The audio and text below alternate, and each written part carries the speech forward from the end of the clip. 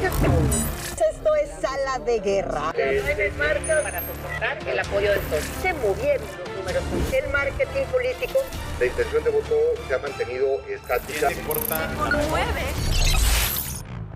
¿Qué tal? Muy buenas noches, bienvenidos. Esto es Sala de Guerra y acaba una semana que va a pasar a la historia. El inicio del segundo mandato de Donald Trump, quien llega cumpliendo todas sus amenazas contra México, que tiene México serios problemas en materia de seguridad y criminalidad y que no ha dado las condiciones óptimas para que muchos que viven en situación precaria prefieran quedarse en su tierra de origen y por lo que hoy son migrantes que están desesperados y se encuentran en situación muy vulnerable. Sí, Donald Trump llega con una mano muy tirana, pero lo advirtió, no es una sorpresa para nadie y México se ve hoy obligado a enfrentar con mayor responsabilidad el problema que dejó crecer particularmente los últimos 6 años nuestro gobierno, sin dimensionar, por supuesto, la posibilidad de un escenario como el que hoy estamos viviendo. Me voy a enlazar hoy hasta Ciudad Juárez con su alcalde Cruz Pérez Cuellar para conocer la situación en esa ciudad que es uno de los puntos neurálgicos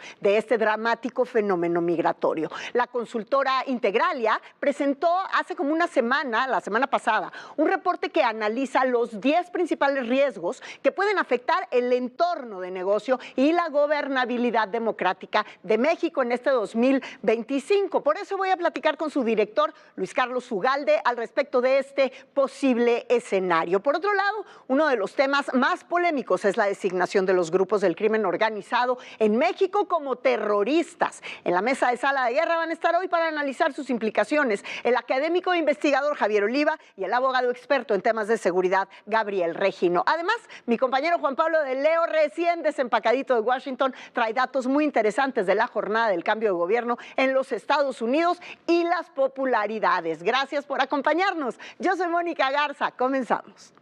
The sun sets tomorrow evening.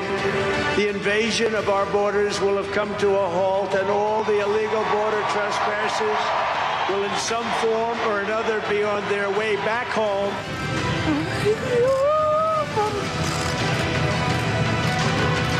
Que el gobierno de la 4T deje a un lado esta absurda idea de los abrazos no balazos.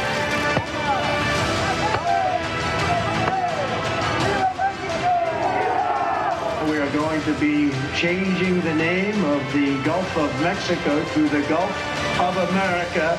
We're thinking in terms of 25% on Mexico and Canada because they're allowing vast numbers of people. Canada's a very bad abuser. The golden age of America begins right now.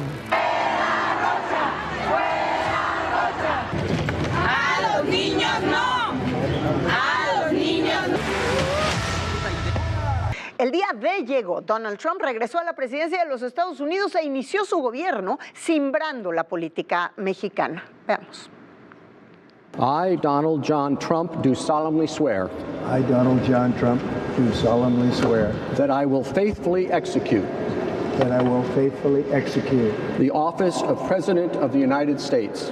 The office of President of the United States. The golden age of America begins right now. I will declare a national emergency at our southern border. All illegal entry will immediately be halted, and we will begin the process of returning millions and millions of criminal aliens back to the places from which they came. Y fue solo el principio y cumplió firmando cerca de 100 órdenes ejecutivas. Designó a los grupos del crimen organizado como organizaciones terroristas. La modificación de categoría le permite una acción militar en nuestro país o donde sea que se encuentren dichos grupos delincuenciales. People have wanted to do this for years. So they are now designated as terrorist organizations, foreign. And Mexico probably doesn't want that, but we have to do what's right. La presidenta Claudia Sheinbaum fue respondiendo a cada una de estas medidas, siempre llamando a la prudencia y al diálogo, y así respondió particularmente al decreto sobre las organizaciones criminales. Escuchemos. El decreto establece que ellos tienen 2 semanas por lo menos para estudiar a quién llamarían organización terrorista. ¿Qué decimos nosotros? Ellos pueden actuar en su territorio, en su marco de actuación y de su constitución. Nosotros lo que decimos es la defensa de nuestra soberanía y nuestra independencia. Por eso siempre dijimos, nos coordinamos. El canciller mexicano Juan Ramón de la Fuente ya habló con el secretario de Estado norteamericano Marco Rubio y así describió dicha comunicación también la presidenta Sheinbaum. Es la primera llamada del secretario de Estado Marco Rubio. La primera que hizo fue a México y fue una llamada muy cordial. Ayer me informó el canciller y a partir de ahí pues ya se abre un proceso de pláticas entre ambos gobiernos. Y esperemos que así continúe cordial. Por otro lado, Donald Trump decretó la imposición de aranceles de hasta el 25% a productos de México y Canadá. Esto a pesar del Tratado de Libre Comercio entre los tres países. Pero mire cómo se refiere particularmente a Canadá. We're thinking in terms of 25% on Mexico and Canada because they're allowing vast numbers of people. Canada's a very bad abuser also. Vast numbers of people to come in and to come in. When do you think you would enact those? I think February 1st. Are you planning on giving notice of that? I think we'll do it February 1st. Por su parte, la secretaria de Gobernación, Rosa Isela Rodríguez, presentó el plan para recibir migrantes deportados que incluye albergues, traslados a las entidades de nuestro país y un recurso económico para cubrir gastos iniciales, 2,000 pesitos. A cada uno de los paisanos que lleguen a nuestro país se les entregará una tarjeta, la lámina, por favor, que se llama la tarjeta Bienestar Paisano, que también tiene 2,000 pesos, dinero del que podrán disponer de forma inmediata para cubrir sus gastos en el traslado hacia sus comunidades de origen. Nada más que este Bienestar Paisano, esta tarjeta, sigue sin estar activa hasta el día de hoy y no sabemos la fecha exacta en la que va a estar disponible mientras este caos migratorio crece y crece en nuestras fronteras. En temas económicos, el Foro Económico Mundial de Davos se llevó a cabo esta semana. Como representantes del Gobierno de México acudieron la secretaria del Medio Ambiente, Alicia Bárcena, y el subsecretario de Comercio Exterior, Luis Rosendo Gutiérrez. Se tenía programada la asistencia del secretario de Economía, Marcelo Ebrard, quien canceló el miércoles de último momento bajo el argumento pues de tener que atender asuntos relacionados con el cambio de gobierno en los Estados Unidos, y esto por instrucciones de la presidenta de México. Donald Trump, por su parte, sí habló en Davos en su acostumbrado estilo amenazante. Se refirió a los países que no fabriquen en los Estados Unidos a que se atengan a los aranceles. Por cierto, también matizó su ataque contra México, pero arremetió una vez más contra Canadá. Canada has been very tough to deal with over the years, and it's not fair that we should have a $200 billion or $250 billion deficit. We don't need them to make our cars, and they make a lot of them. With Mexico, we're dealing with Mexico, I think, very well. And we're just, we just want to be treated fairly with other nations.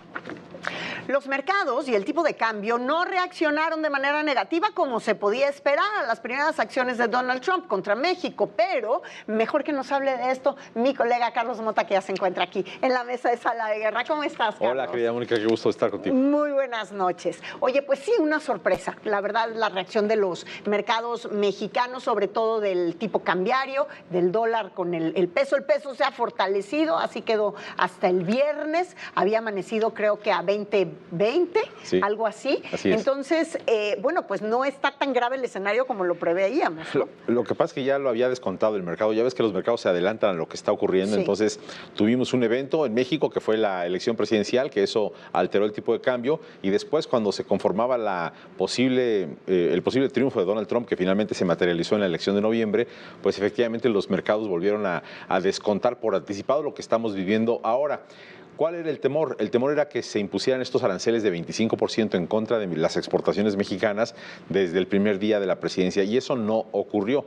Por lo tanto, lo que hemos visto en estos días es justamente pues ese descuento que ya estaba en la paridad cambiaria, en donde hemos visto el precio del dólar como en 20.70, 20.60, como tú bien dices el viernes, 20.40, 20.30, en fin, y no más temor al respecto, porque incluso Donald Trump se refirió recientemente a que ya va mejor la relación con México. Sí, pero hay que creerle un poco la mitad, ¿no? Sí, exactamente. Entonces, hay que tener mucha cautela y hay que decir que el tipo de cambio es esta variable que nos permite saber de manera muy instantánea el grado de nerviosismo que tienen los inversionistas respecto del futuro de México. Entonces, yo creo que hay que estar muy alertas, pero sí, por lo pronto, hasta el momento, pues no es la gravedad que se pensaba que iba a llegar un gran arancel de 25% contra México y que esto implicaría perspectivas económicas muy negativas de manera muy inmediata. Eso, por lo pronto, no ha pasado, aunque podría ocurrir.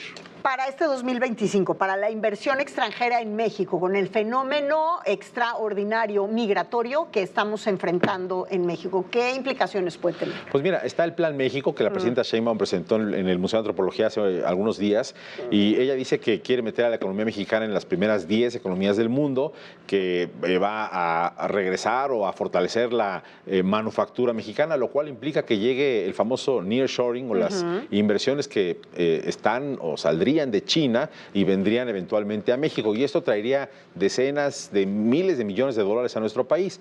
Faltan muchas reglas específicas para saber cómo México va a atraer estas inversiones. Ya empiezan a ocurrir algunos anuncios de parte de Hacienda en el sentido de decir va a haber mayor deducibilidad inmediata de ciertas inversiones que haga la gente en temas de capacitación, en temas de innovación, las empresas que lleguen a México, en fin, sí empieza a ocurrir, y poco a poco estamos viendo que México despliega este famoso Plan México de la presidenta Sheinbaum, lo cual nos hace pensar que podríamos entrar en el camino de sí atraer inversiones. Yo no sé si es la velocidad correcta, porque llega Donald Trump y no sé si viste, pero en los primeros 2 días o 3 días le anunciaron inversiones ahí primero él con los de la tecnología por $500,000 millones.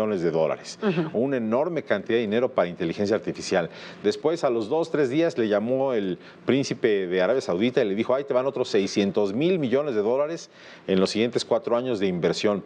Son cosas que a México no le han pasado. Sí ha habido anuncios de inversión, pero evidentemente en una cuantía muchísimo menor, lo cual implica que hay relativa buena confianza en la economía mexicana, pero no, por supuesto, del tamaño que está ocurriendo en los primeros días y con esa velocidad como ocurre con Estados Unidos. Entonces sí estamos viendo que México tiene un plan, tiene un rumbo para ir hacia el desarrollo, pero hay muchos nubarrones intermedios. Y creo que una de las situaciones que tiene uno de estos nubarrones intermedios que mencionas es el Tratado de Libre Comercio, porque ante la actitud de Donald Trump frente al gobierno de Canadá y ahora las imposiciones también probables de aranceles a México, pues tú y yo somos socios para repartirnos la ganancia, pero si tú me pones impuestos además de lo que te tengo que repartir, pues ya no está siendo muy conveniente, ¿no? Sí, el problema es el látigo que está ahí, pues amenazante, ¿no? Porque si de pronto nos ponen aranceles de 5, 10, 25%, bueno, sería catastrófico que fuera de más del 10%. De entrada, el 5% ya sería algo muy malo, y de entrada nos estarían enviando una señal de que no quieren un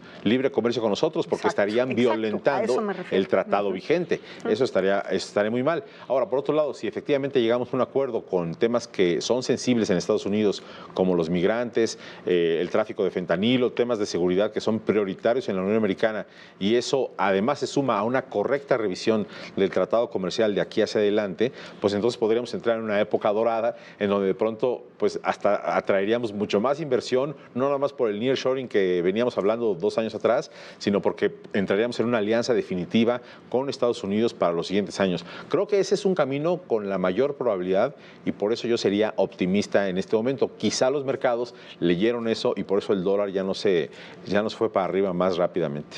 Y ya para terminar, ¿qué pasó en Davos? ¿Qué pasó con Davos? Que las presencias disminuyeron, está decayendo la importancia de este foro económico mundial. México, si bien tuvo una representación, pero no tuvo, Marcelo Ebrard canceló de último momento su presencia en Davos, en fin. Mira, este es un foro muy importante en el mundo y lo que yo creo que está pasando es que los polos de influencia y desarrollo y poder se están yendo hacia otra parte del mundo, notoriamente hacia Arabia Saudita, hacia los Emiratos Árabes, que tienen más presencia en Davos de la que pues tenemos, por supuesto, nosotros, porque México ha diluido en gran medida su presencia ahí. Ahora fue nada más la secretaria de Medio Ambiente, Alicia Bárcena, así es, y el subsecretario como autoridad, ¿no? Exactamente. Entonces, lo que sí tenemos es que este gran atractivo que México solía llevar a Davos para que pues vinieran inversiones, darse a conocer los atributos del país a los inversionistas, a la gente de dinero, pues ahora lo están aprovechando muchísimo más los árabes, los países de Asia Central y otros países. Estamos cometiendo un error en México, el estar disminuyendo o diluyendo, como tú dices, nuestra presencia en el Foro Mundial. Por lo menos en ese foro sí, creo que es un gran error no tener muchísima más presencia. Antes teníamos unos 40 o 50 empresarios, más 4 secretarios de Estado y el presidente de la República. Ahora este gobierno ha decidido que no quiere estar en ese foro. Ese foro es como una expo. Bueno, desde el gobierno anterior, ¿no? Sí, este foro es como una expo en donde los países van a presumir sus atributos para atraer el dinero. El dinero está viendo dónde poner una planta de automotriz, dónde montar una fábrica de chips. Sí, dónde hacer desarrollos inmobiliarios. Y todos los países compiten por esa inversión. Por eso van a presumir ahí sus atributos para atraer esa inversión. Entonces México tendría que estar haciendo eso. Pues muchas gracias, Carlos, por habernos acompañado. Como siempre, nos das muchísima luz en este terreno de la economía y las finanzas en nuestro país. Ahora nos vamos a temas legislativos, aunque fue una semana bastante gris en ese terreno, los que sí fueron a trabajar, así se posicionaron al respecto precisamente de las acciones de Donald Trump. Vamos a revisar lo que pasó en la Comisión Permanente. Un tratado con la misma formalidad, igual de robusto, pero en materia de seguridad. Nada más que eso implica que el gobierno de la 4T deje a un lado esta absurda idea de los abrazos no balazos. Cierro con un llamado particularmente a la oposición a construir este acuerdo nacional y esta coincidencia en la defensa de nuestro pueblo, de nuestra independencia y de nuestra soberanía. Lo que ha sucedido con el primer ministro Trudeau de Canadá es una muestra de que el trato cordial no es el trato que requiere el presidente Donald Trump. Tampoco el pleito ni la grosería, la firmeza. Por ello, el grupo parlamentario del PRI está dispuesto a trabajar en conjunto para poder edificar una relación sólida y de amistad con el gobierno de los Estados Unidos, que sea una benéfica para la parte de todos. Pero el jueves destacó el encontronazo que se dieron en declaraciones el presidente de la mesa directiva de la Cámara de Diputados, Sergio Gutiérrez Luna, y el coordinador de la bancada priista, Rubén Moreira, porque el primero les llamó traidores a los diputados de oposición, y Moreira, en nombre de todos ellos, le respondió, así fue. El PRI y el PAN no acompañaron este documento en su mezquindad, ellos haciendo cálculos para obtener dividendos políticos que en realidad significa el haberle dado la espalda a 40 millones de mexicanos. Traidores. Luego se quejan porque los llamamos traidores a la patria, pero esos son. Señor presidente de la mesa, la oposición no puede tolerar el adjetivo que usted usó. El adjetivo de traidor no está bien en la boca de quienes somos paisanos, pero mucho menos en quien debe llamar a la unidad de la Cámara. Esa afirmación nos puede convertir de adversarios, porque esos somos, adversarios políticos, en enemigos. Y recuerde que no hay enemigo pequeño. Y ahora nos vamos a Sinaloa, donde también el jueves la población salió a manifestarse en las calles de Culiacán contra el gobierno de Rubén Rocha Moya. Fuera, le gritaban hasta los niños, le gritaron a las puertas de su palacio de gobierno, al que entraron por la fuerza, al sentirse desde hace mucho tiempo, 4 meses ya, lleva en esta situación Sinaloa, ignorados. Así es como el pueblo, que el gobierno dice que es el que manda, pues esto es lo que manda el pueblo.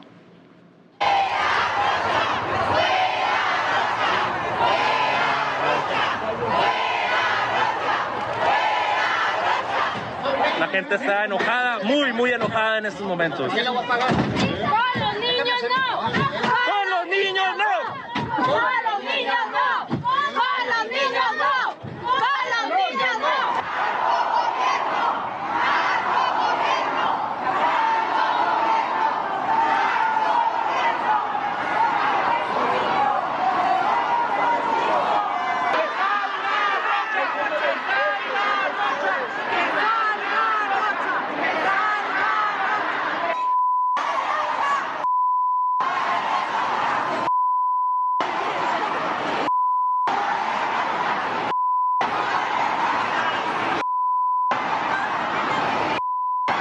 Pues así se quedaron para este fin de semana los ánimos allá en Sinaloa, que sigue, por supuesto, abrazado por la violencia. Y hablando de pensar mejor por quién votamos, en un intento por ser una nueva opción, más de 20 organizaciones han solicitado su registro como partidos políticos nacionales, entre ellos el Frente Cívico liderado por Guadalupe Acosta Naranjo o el Nuevo PES con Hugo Eric Flores al frente en su tercer intento ya por continuar como partido político. Pero la más polémica es la organización México Republicano, que está liderada por Juan Iván Peña Neder, quien apoya a Donald Trump. Imagínese usted, mejor me voy del otro lado del estudio con mi compañero Juan Pablo de Leo. Él sí trae un análisis serio de primera mano sobre la elección de Donald Trump y el clima en los Estados Unidos.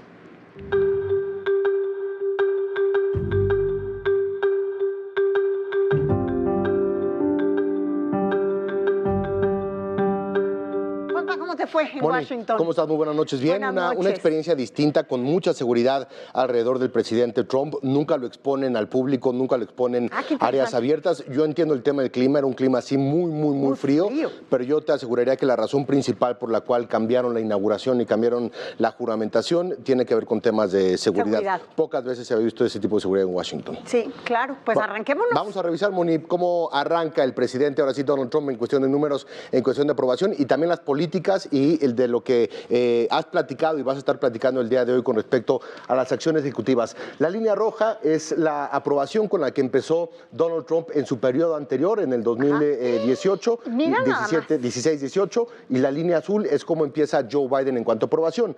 Cuando Donald Trump toma la presidencia la primera vez, su aprobación estaba en 43%, comparado al 55% con el que empezó Joe Biden. Es decir, en aquel momento comenzaba con una aprobación muy baja Donald Trump. Ahora, ¿con qué aprobación inicia su segundo término? Empieza con 47%, es decir, sube 4 o 5 puntos en la aprobación comparado al primer término, pero no llega ni cerca a las expectativas y a la aprobación que tenía, por ejemplo, Joe Biden. Ahora, si ves el declive que tuvo Joe Biden en cuestiones de aprobación y también el declive que tuvo Donald Trump al finalizar su periodo, sobre todo ante la negativa de ceder el poder y hacer una transición pacífica, fue su momento más bajo de aprobación, 33%, hoy está empezando con 47%, es decir, también Donald Trump hay que verlo, sube de la aprobación que tenía de ese 33% a una aprobación del 47%. Lo que me mortifica y sobre todo por lo que acabas de decir es que él ha entendido que ninguna situación pacífica le va a dar popularidad. Tiene que irse al lado contrario. Yo te diría, no necesariamente un tema pacífico, y estoy de acuerdo, lo que siempre ha necesitado Donald Trump como populista es un enemigo. Anteriormente el enemigo estaba en casa y eran los demócratas, y ese enemigo estaba al interior con las agencias de inteligencia. Ahora el enemigo está afuera, ahora el enemigo es México, el enemigo es China, el enemigo es el mundo, y me parece un cambio de paradigma muy interesante. De acuerdo contigo, él necesita un enemigo para poder seguir avanzando. Es una guerra. Sin duda, sin duda. ¿No? Vamos con la siguiente gráfica, también en temas de aprobación. Ahora sí, con respecto a políticas públicas, lo que nos interesa a nosotros es el tema de la aprobación, Moni, en cuanto a temas de migración. ¿Cuántas personas en Estados Unidos dicen que la seguridad fronteriza al sur de Estados Unidos, norte de México, debe de ser prioridad? Prácticamente el 80% de todos ellos. Algunos lo consideran una alta prioridad, algunos una prioridad moderada, pero vemos que adultos en Estados Unidos, ciudadanos normales, demócratas, independientes y republicanos, prácticamente todos, el 80% dicen sí, la prioridad es el tema de la frontera. Por eso lo que hemos estado platicando... Sí, su política ha sido tan exitosa entre demócratas y republicanos. Y por eso el tema es la frontera, punto. ¿Por qué? Porque es lo que le interesa a las personas. Vamos con la siguiente gráfica rápidamente. El tema tiene que ver no solamente con la frontera, sino también tiene que ver con la migración. ¿Qué es lo que sucede? Algunos estados están diciendo no vamos a cooperar con las redadas, las ciudades santuarios. Algunos estados que dicen no vamos a cooperar con las redadas de Donald Trump. ¿Qué es lo que dicen los norteamericanos? Prácticamente igual. El 80% dicen que las policías estatales y locales sí deben de colaborar con estas redadas. Es decir, tiene la legitimidad ahí Donald Trump para poder hacer estas redadas porque las personas son lo que quieren en ese sentido. Vamos con la siguiente gráfica rápidamente para revisar en otro tema también de opinión pública, qué es lo que dicen de las deportaciones masivas. Los adultos, los republicanos y los demócratas. 90% de los adultos, de los republicanos, de los demócratas, están de acuerdo con el tema de las deportaciones masivas en los Estados Unidos. Algunos están fuertemente a favor, algunos nos están, ni las favorecen ni se oponen, y solamente el color rojo son los que se oponen a las deportaciones masivas. Sí quieren que la frontera esté segura, sí creen que hay una crisis en la frontera, sí quieren que haya deportaciones masivas. Porque por eso además, son políticas muy claras. Lo más peligroso es que además hoy Donald Trump no nada más es un discurso en los medios como en su primer gobierno. Hoy y lo integra además con un discurso xenófobo mucho más importante a las redes sociales. Y eso tiene con mucho mayor impacto que en la vez anterior. Digo, lo discutiremos otro día. Yo no estoy tan de acuerdo con el tema de la xenofobia y con el peligro, sino lo aterrizo más en un tema de ley y orden con respecto a lo que están viviendo los norteamericanos. No habla de nacionalidades, simplemente habla de ilegalidad. Y eso es importantísimo. En eso tienes toda la razón. Ahí está el cambio de discurso. Gracias, Juanpa. ¿Que tienes otra gráfica?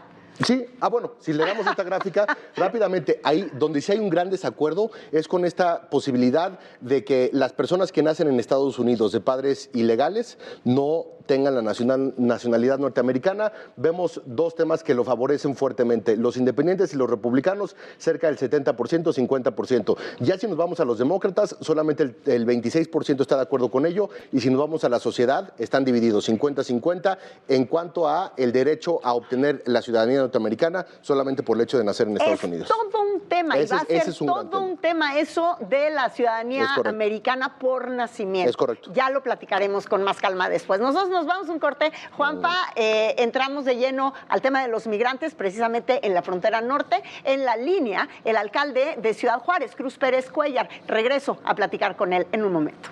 Esto es Sala de Guerra. ¿Cómo defenderías? ¿Cuántos niños murieron en el camino?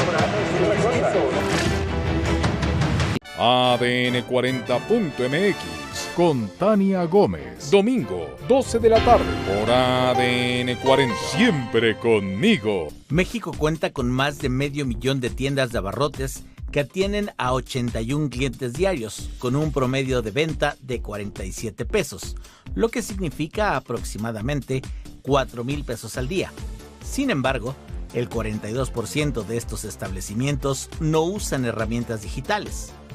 Un estudio realizado por una comercializadora a nivel nacional que impulsa las ventas de estos establecimientos señala que la incorporación de herramientas tecnológicas tendría un impacto positivo en sus ventas, ya que éstas podrían llegar a duplicarse, pues cada vez son más las personas que utilizan el pago electrónico. Sin embargo, aún es necesario realizar un ejercicio de concientización entre los propietarios, pues aún existe cierto rechazo a la idea de incluir elementos tecnológicos en sus operaciones de rutina. Las herramientas digitales que estos establecimientos pueden incorporar van desde una cámara de seguridad, terminales para cobro con tarjeta, cobro de servicios o bien poder dar tickets y facturas. Algunas de las ventajas al digitalizar las tienditas son mayor alcance y visibilidad, aumento de ventas, mejora en la interacción con clientes y acceso a nuevos mercados. En suma, la digitalización puede ayudar a las tienditas de la esquina a mantenerse competitivas y alcanzar nuevos clientes. Para ADN 40, Fuerza Informativa Azteca. Un espacio informativo hecho a tu medida, con toda la información que es tendencia y las noticias de última hora. ADN 40.mx Noticias, con Claudia Echeverry. Hola, ¿qué tal? Buenos días. Sábado y domingo, a las 8 de la mañana, por ADN 40. Un reciente hallazgo arqueológico sorprendió a la comunidad científica. Un equipo de investigadores encontró el renacuajo fósil más antiguo registrado hasta la fecha, un descubrimiento que podría transformar el entendimiento sobre el origen y evolución de las ranas. Este fósil brinda datos inéditos sobre las primeras etapas de vida de estos animales y su adaptación a los ecosistemas de tiempos remotos. ¿Cuál es el renacuajo fósil más antiguo de la historia? Se trata de fósiles de ranas adultas de una especie extinta, Notobrachus de Giustoi. Fue descubierto en la cantera de la estancia La Matilde en Santa Cruz, Argentina, por el paleontólogo Federico Angolín y su equipo, según explica National Geo. En enero de 2020, un miembro del equipo recogió una roca que contenía una huella fósil de más de 15 centímetros de un renacuajo. Cuenta con detalles asombrosos de branquias, ojos y algunos nervios. El renacuajo fósil hallado en Argentina tiene entre 161 y 168 millones de años. Este fósil no solo es el más antiguo de su tipo conocido hasta ahora, sino que también supera en aproximadamente 30 millones de años al anterior registro más antiguo de un renacuajo. Para ADN 40, Fuerza Informativa Azteca. ¿Te gusta conocer todo lo que sucede en el mundo del espectáculo y la cultura pop? Horacio Villalobos, Pilar Bolívar y Alejandro Bro tienen para ti todos los detalles. Extra 40. Sábado a la 1 de la tarde. Por ADN 40. Siempre conmigo. Un holograma de una trabajadora sexual acecha el barrio. Muchas gracias por continuar con nosotros en Sala de Guerra y me enlazo directamente hasta Ciudad Juárez, una de las ciudades estratégicas de nuestra frontera norte, por el gran reto que ya está enfrentando con el nuevo y dramático fenómeno migratorio. Le agradezco muchísimo, alcalde Cruz Pérez Cuellar, alcalde de Ciudad Juárez, por tomar esta comunicación con nosotros esta noche. Muy buenas noches. Buenas noches, Mónica, un gusto saludarla, pues saludar a todas las personas que la ven, que la siguen. Muchísimas gracias, alcalde. Pues hágame un pequeño resumen de cómo pasó esta semana Ciudad Juárez en materia de albergues, a qué capacidad están, qué ha sucedido. Bueno, hasta este momento todos los albergues tienen capacidad. Se está instalando ya el centro de atención que está poniendo el gobierno federal con una capacidad de 2.500 personas. No ha llegado todavía esta deportación masiva, sin embargo, estamos atentos, estamos pendientes, no podemos subestimar los comentarios del presidente de los Estados Unidos. Entonces, estamos todos preparados, todos coordinados, la verdad. Yo estoy contento porque traemos una excelente coordinación los 3 niveles de gobierno y el apoyo del gobierno federal, que en Juárez nunca habíamos visto en temas migratorios el apoyo que hoy estamos viendo de la presidenta Sheinbaum. Pero atentos, pendientes. Hasta este momento todo está en paz. Algunas preocupaciones ya, por ejemplo, a todas las personas que se les cancelaron las citas, pues aquí están en los albergues. Vamos a ver qué personas siguen llegando, que tenían la expectativa de una cita que ya fue cancelada. Y no hay todavía, digamos, las deportaciones hasta hoy son los números normales, razonables que tenemos del día a día, pero estamos atentos a lo que está pasando en todo Estados Unidos. Hemos visto ya algunas notas en Boston y en algunas ciudades de detenciones. Entonces, bueno, estamos atentos. ¿Cómo se encuentran los albergues? ¿Con qué cuentan estos albergues? ¿Cuántas personas hay en este momento albergadas? Y una de las principales preocupaciones, alcalde, pues son por supuesto los niños. Sí. Mire, en este momento, Mónica, todos los albergues tienen cupo. Por ejemplo, el Leona Vicario, que es del gobierno federal, tiene capacidad para 900 personas. Hoy tiene 300 personas. Bien. Nosotros tenemos el Ángeles del municipio, tiene espacio para 100, ahorita tenemos 60. Está la Casa del Migrante, que opera la Iglesia Católica, también tiene espacio. Las iglesias evangélicas también tienen migrantes. Ahorita todos tienen espacio y luego está la posibilidad, ya que ya está a punto de abrirse, del centro de atención que instalará el gobierno federal para 2.500 personas. Lo ideal es que en el centro de atención estén mexicanas y mexicanos, y en los albergues los extranjeros, que son los que tenemos ahora, te comento.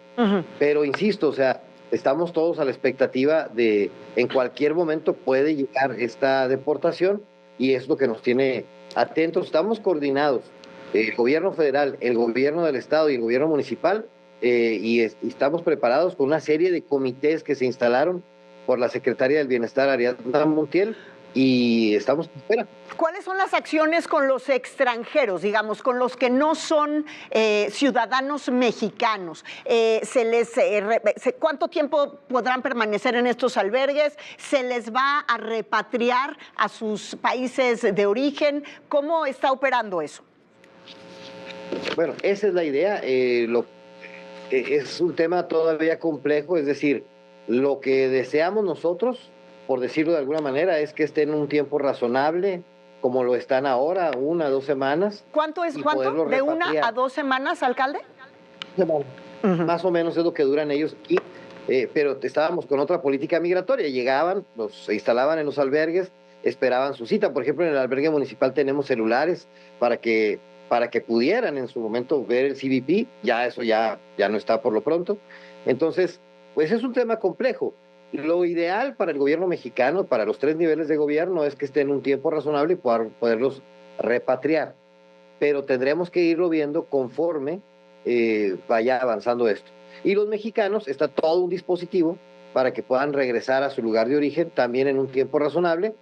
Lo que hemos preguntado, lo que hemos visto es que lo más probable es que las mexicanas y los mexicanos, cuando lleguen, busquen irse a donde están sus redes de apoyo, ¿no? Sus familias, sus lugares de origen. Claro, pero eso es una complicación mayor porque también tiene que ser de orden voluntario, alcalde, y muchos mexicanos salieron de su lugar de origen por cuestiones de inseguridad, por cuestiones de crimen organizado, por persecución, es decir, lo que menos quieren es regresar a sus lugares de origen y tampoco se les puede obligar, es un asunto de derechos humanos.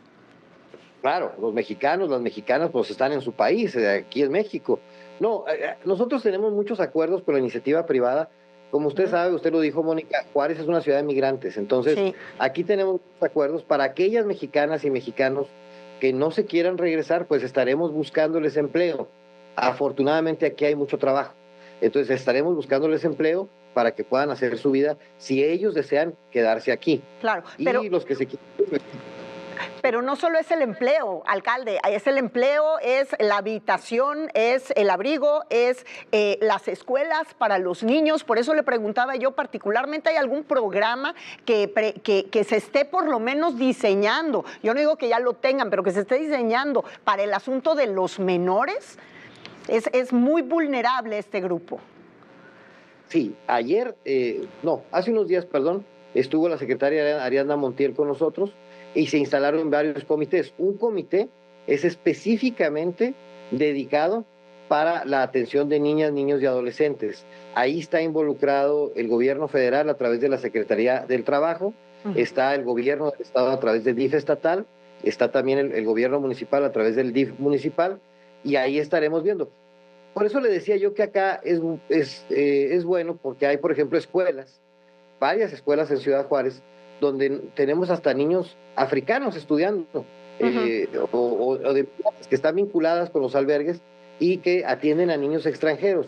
Con más razón, estaremos atendiendo a las niñas y a los niños mexicanos. Eso sí no tendrá ningún problema. Esa condición de frontera que seguramente tienen Tijuana, Reynosa, es decir, experiencia que tenemos en las fronteras va a ayudar en estas circunstancias. Sí, pero seguramente el fenómeno que estamos por enfrentar, creo que ninguna de nuestras fronteras la había vivido con esta magnitud. Alcalde, le agradezco muchísimo esta comunicación con nosotros esta noche y espero que me permita mantener el contacto con usted.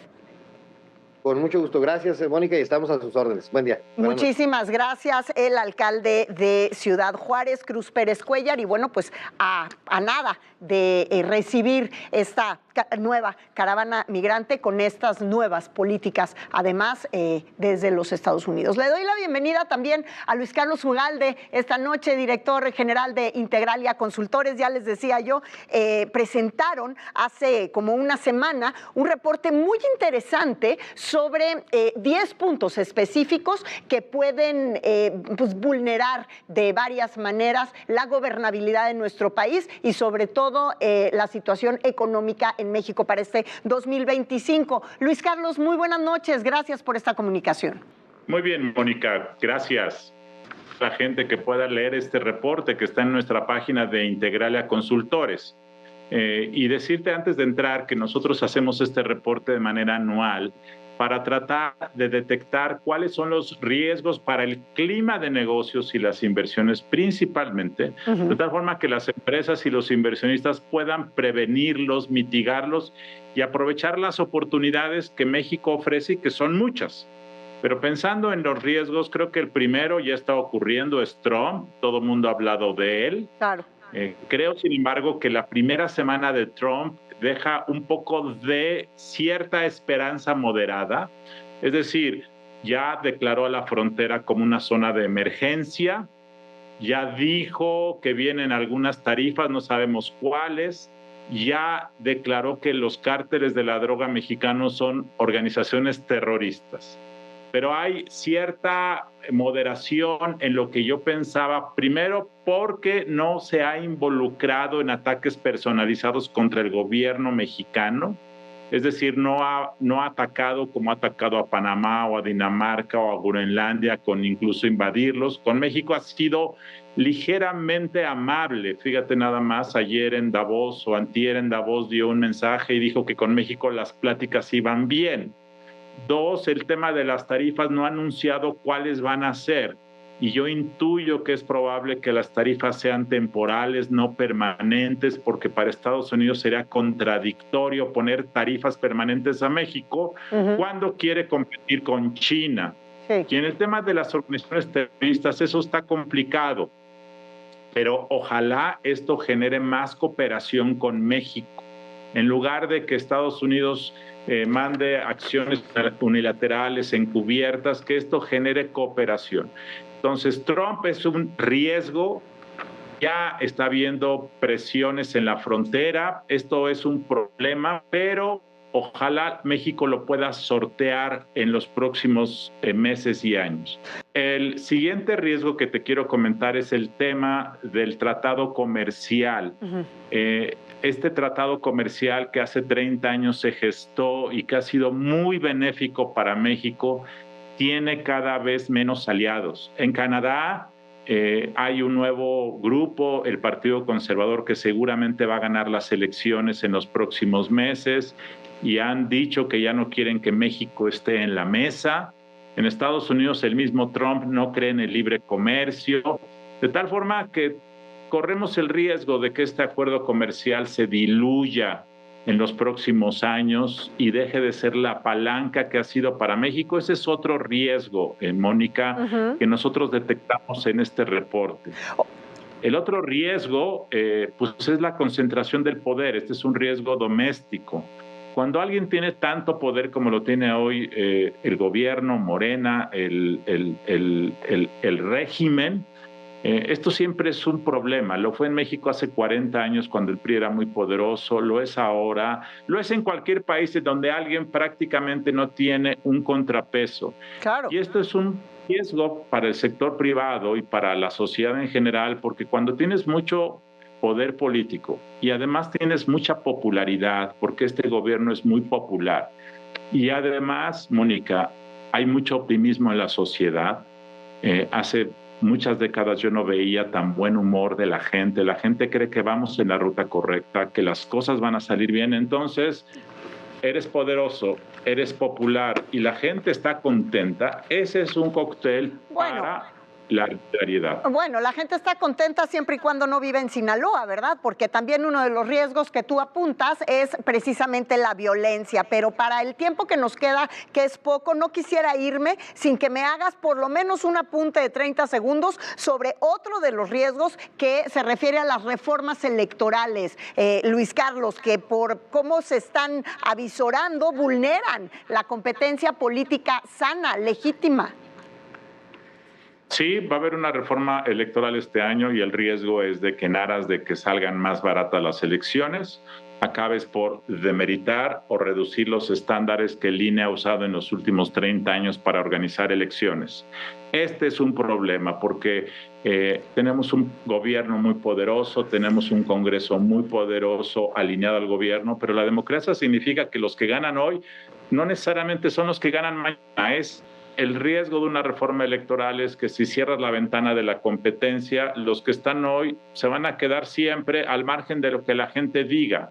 Y este tema es un tema muy peligroso para el país porque qué bueno que Morena tenga tanto apoyo hoy, pero si falla, la gente debe poder cambiar a Morena en el futuro. Así es. Pues mira, a propósito de este tema, espero poder tenerte presencialmente aquí en el Foro de Sala de Guerra, porque este año tenemos dos elecciones importantes en nuestro país, Durango, Veracruz, y creo que hay mucho que hablar al respecto. De pronto vemos poco Durango, pero hay muchas cosas importantes a considerar en aquella entidad este año. Luis Carlos, muchísimas gracias, como siempre. ¿Dónde podemos consultar este informe? Está en la página de Integralia, que es integralia.com.mx. Pues ahí está. Muchísimas gracias y hasta pronto.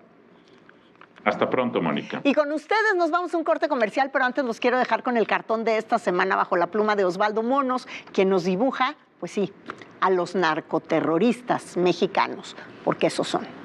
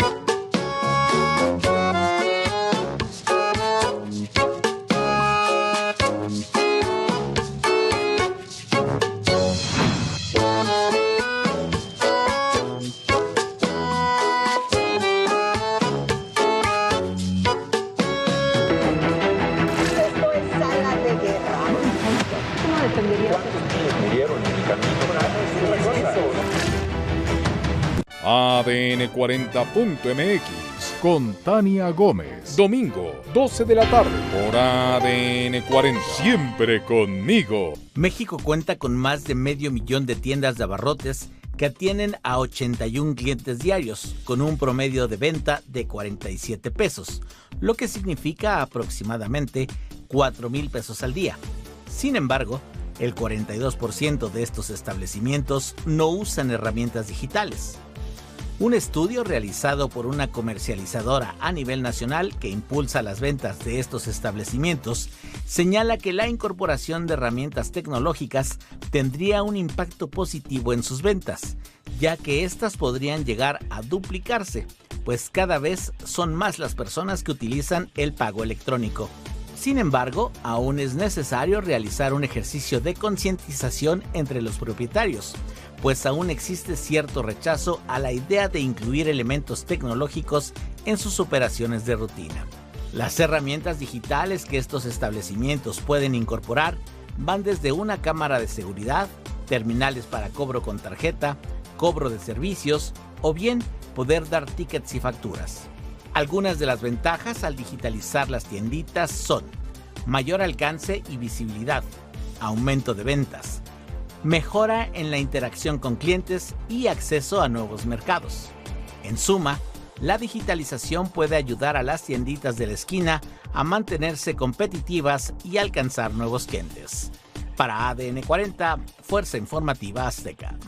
Un espacio informativo hecho a tu medida, con toda la información que es tendencia y las noticias de última hora. ADN 40.mx Noticias, con Claudia Echeverry. Hola, ¿qué tal? Buenos días. Sábado y domingo, a las 8 de la mañana, por ADN 40. Reciente hallazgo arqueológico sorprendió a la comunidad científica. Un equipo de investigadores encontró el renacuajo fósil más antiguo registrado hasta la fecha, un descubrimiento que podría transformar el entendimiento sobre el origen y evolución de las ranas. Este fósil brinda datos inéditos sobre las primeras etapas de vida de estos animales y su adaptación a los ecosistemas de tiempos remotos. ¿Cuál es el renacuajo fósil más antiguo de la historia? Se trata de fósiles de ranas adultas de una especie extinta, Notobrachus de Giustoi. Fue descubierto en la cantera de la estancia La Matilde en Santa Cruz, Argentina, por el paleontólogo Federico Angolín y su equipo, según explica National Geo. En enero de 2020, un miembro del equipo recogió una roca que contenía una huella fósil de más de 15 centímetros de un renacuajo. Cuenta con detalles asombrosos de branquias, ojos y algunos nervios. El renacuajo fósil hallado en Argentina tiene entre 161 y 168 millones de años. Este fósil no solo es el más antiguo de su tipo conocido hasta ahora, sino que también supera en aproximadamente 30 millones de años al anterior registro más antiguo de un renacuajo. Para ADN 40, Fuerza Informativa Azteca. ¿Te gusta conocer todo lo que sucede en el mundo del espectáculo y la cultura? Buenas noches. Esto es Sala de Guerra. Para soportar el apoyo del sol. Se movieron los números. El marketing político. La intención de voto se ha mantenido estática. Muchas gracias por continuar con nosotros. Y bueno, como muy bien sabemos, Donald Trump firmó un decreto para designar a los grupos del crimen organizado como organizaciones terroristas. Pero, ¿qué significa esto en realidad? ¿Qué implicaciones va a tener para nuestro país? ¿Está en riesgo la soberanía de México con las operaciones antidrogas norteamericanas que se están planeando ya en territorio mexicano? Le doy la bienvenida a la mesa de esta noche en Sala de Guerra al académico investigador Javier Oliva, experto en materia de Fuerzas Armadas, seguridad. Gracias, Javier, por estar con nosotros. Y por supuesto al jurista Gabriel Regino, también experto en temas de seguridad nacional. Bienvenido, Gabriel. Gracias. Gracias. Juanpa, aquí seguimos. Comencemos con estas preguntas. ¿Cuál sería el principal riesgo o cuál es el nuevo escenario que enfrenta nuestro país, que tiene un problema muy importante de crimen organizado y presencia de grupos delincuenciales, hoy considerados terroristas formalmente por el gobierno de Estados Unidos? Sí, hay que aclarar, primero buenas noches y gracias por la invitación. Lo primero que hay que aclarar es que todavía falta un proceso legislativo, es decir, que se ha avalado por el Senado. Preparándome para esta oportunidad y gracias por la invitación, hice la investigación de cómo es el procedimiento y cuántas organizaciones están en esa lista que propone el Senado a las comisiones, el Departamento de Estado, corrijo. En ese momento hay 70 organizaciones que están declaradas como terroristas, de las cuales solamente 4 no están en el entorno del islamismo radical. De esas 4, las últimas 2 incorporaciones a esa lista datan de marzo del 2021, entró la segunda Marquetalia y las Fuerzas Armadas Revolucionarias de Colombia, por segunda ocasión. Las 2 organizaciones están radicadas físicamente en Colombia. En el caso de las organizaciones mexicanas, si leemos detenidamente la orden ejecutiva, se hace mención a 2 organizaciones, al Tren de Aragua venezolana y a la Mara Salvatrucha 13, como sabemos, de El Salvador. Y solamente se habla de los drugs cartels, ¿no? Es decir, de los cárteles mexicanos, donde no hay una mención específica. Hay rumores hasta el momento de que se hablan de 2, algunas fuentes hablan de 8, incluso hasta una de 9, ¿no? Que eso sería un problema. Y lo que hay que decir, Mónica, como una introducción muy importante, en el estudio que hice detallado del discurso del presidente Trump de inauguración, como le llaman ellos, los 7 ejes en todos tienen que ver con México. Sí. El Canal de Panamá tiene que ver con la construcción del corredor transísmico, ¿no? Ya no digamos la cuestión del cambio de nombre al Golfo de México. La primera acción que firmó fue declarar la emergencia nacional en la frontera. Lo que he investigado es que hasta el momento ya están 3 batallones listos para ser desplegados, armados por primera vez, porque la vez de ocasión había elementos del Army, del Ejército de Tierra de Estados Unidos, pero sin armas letales. En esta ocasión sí hay armas, ¿no? Entonces, sí hay un endurecimiento notable en lo que se refiere a la relación. México tiene que ver con aranceles, México tiene que ver con tráfico de drogas, México es subyace en el centro del programa político inicial, al menos, del nuevo presidente de Estados Unidos. Su óptica, Gabriel. Pienso que no hay un riesgo para la soberanía nacional con esta posible declaración de los grupos criminales mexicanos como organizaciones terroristas, sino que lo veo más bien como una herramienta geopolítica de presión y de negociación, porque va a involucrar muchísimas cosas. Como ha dicho el doctor Oliva, ya existen muchas organizaciones que han sido declaradas como tales y ese tiene que ser nuestro reflejo para saber en prospectiva qué va a pasar con nuestro país para el supuesto de que el Senado apruebe y todo quede en sus términos con esta declaración. Rápidamente, poner en la mesa estos elementos. ¿Por qué digo que es geopolítico? Número 1, fentanilo. ¿Dónde se produce? China. Número 2, ¿quiénes son los grupos que mayoritariamente representan un riesgo para la seguridad de Estados Unidos en cuanto a fentanilo? Los cárteles mexicanos. ¿Tienen expansión en Europa los cárteles mexicanos? Sí, por supuesto. ¿Qué implicación tendría una decisión soberana de Estados Unidos de decir sí, son terroristas.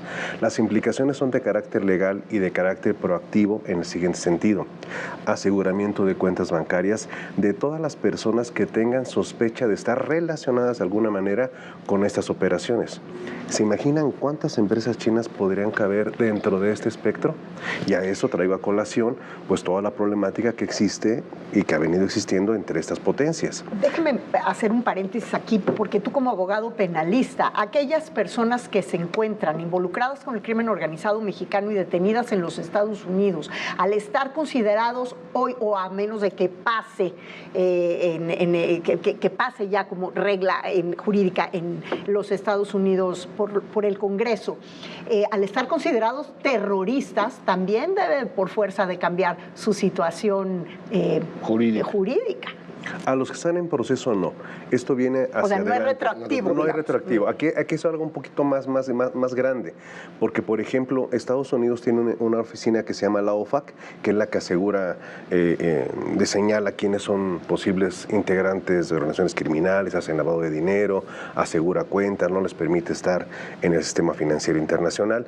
Pero si se declaran terroristas, esta oficina OFAC como que crece en sus poderes y entonces ya puede presionar a Europa para decirle: no me hagas negocio con estas empresas, no me hagas negocios con estas empresas chinas. ¿Me explico? Sí. Ahí está una herramienta de presión y negociación geopolítica.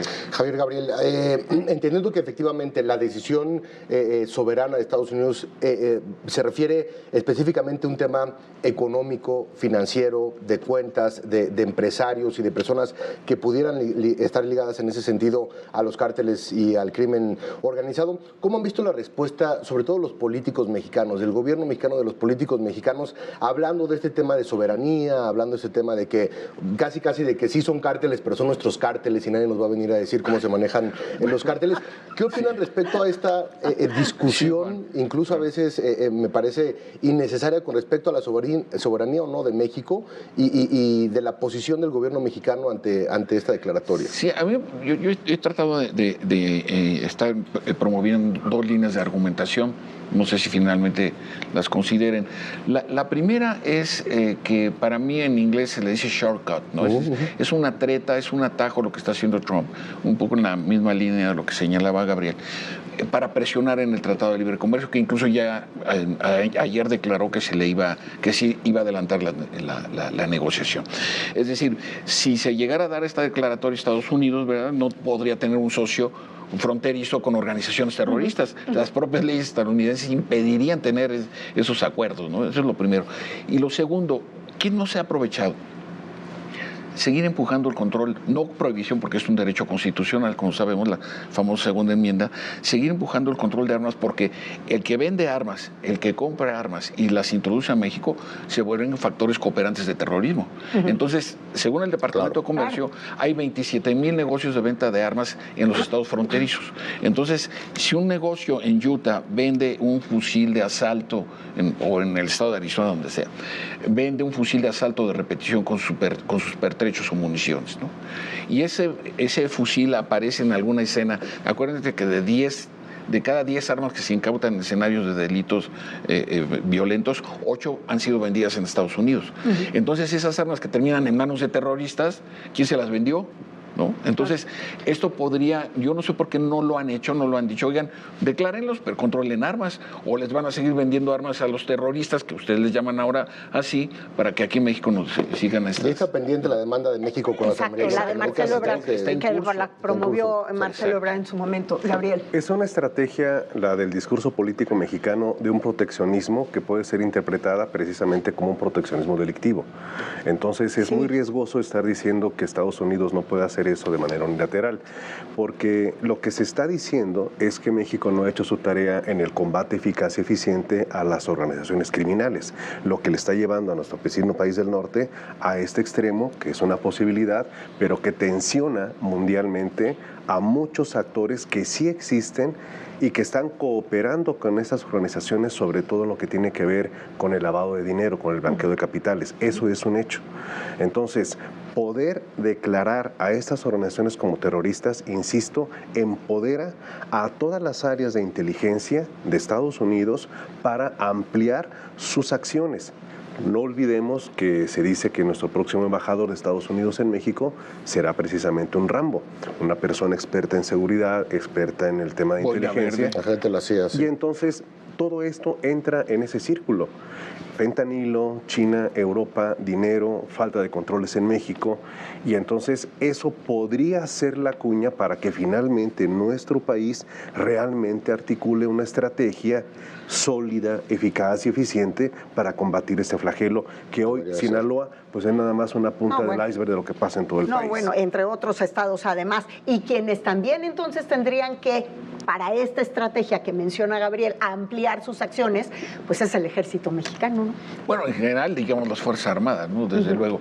Pero yo insisto aquí, el asunto es cómo voy a hacer una reiteración, cómo procesar la iniciativa de Donald Trump.